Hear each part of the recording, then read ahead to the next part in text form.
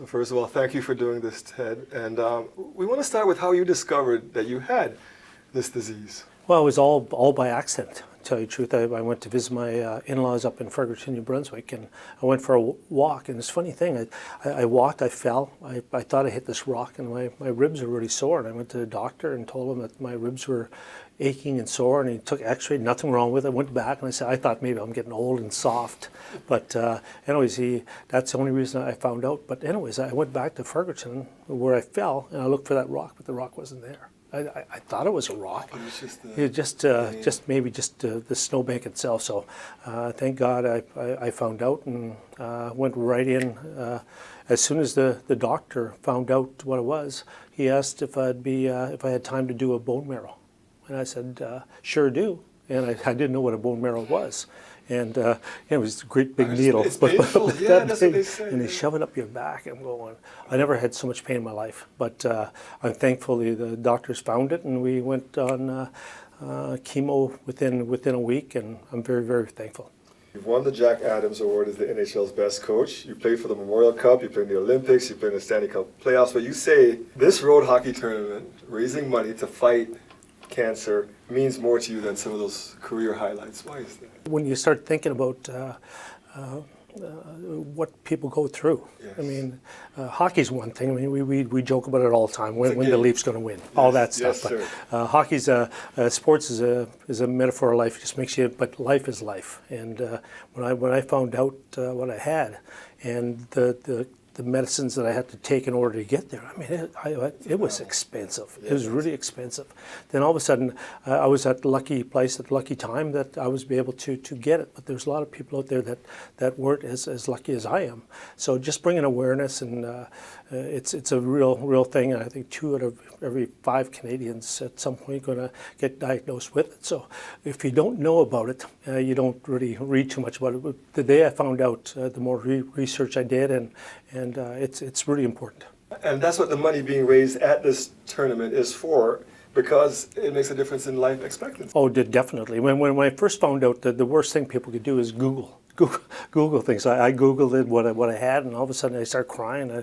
My wife was in the room and said, "What's wrong?" I said, "I only got freaking 5 months to live." And all of a sudden you go through it, then you read another one, it's 10 months, and you read another one, and all of a sudden a gentleman from PEI called me who had the same diagnosis 25 years ago. Okay.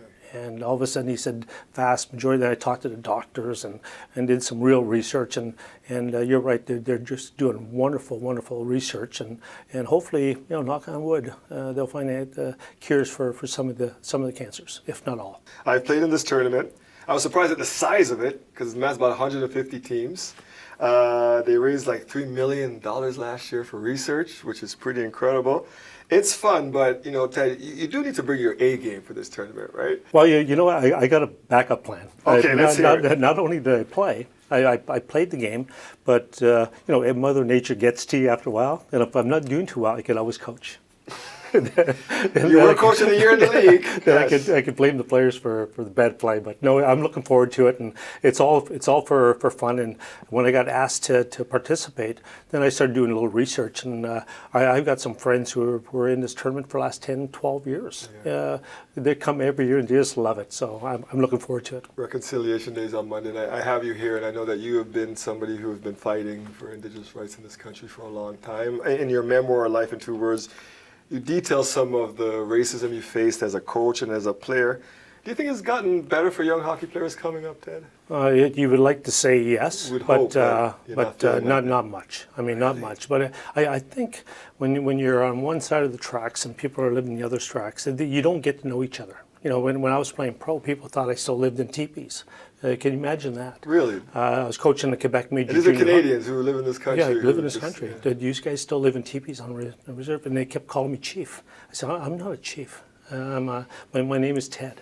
We come a ways, but I think the more education, I think with truth and reconciliation, I think that's why we're sitting here today. I did an interview 2 years ago on truth and reconciliation. I couldn't get through the interview. It was so raw and emotion, because we talked about some of the things that we went through as kids, and I couldn't do the interview. I got too emotional. How do you mark the day? Because Monday is reconciliation. You know, I mark it, I felt special every day. I feel blessed who I am every day. Yeah. It's So like Black History Month. They're like, yeah, we celebrate year yeah, round, right? I celebrate it every day, and I make sure my kids know who they are and where they come from and their history. So the one thing about it, you don't want to feel anything special outside of everybody's special, whether you're from Brazil or whatever, Jamaica or China. It doesn't really matter. Everybody's important. So we're First Nation people. We're first people here in this continent, and we just want to be treated fair and equally. I really appreciate this. You know, you're a great Canadian, and to get a chance to sit down with Ted Nolan and talk to him like this was a real pleasure. Dwight, thank you very much. And thank you for what you're doing for cancer research. Well, thank you.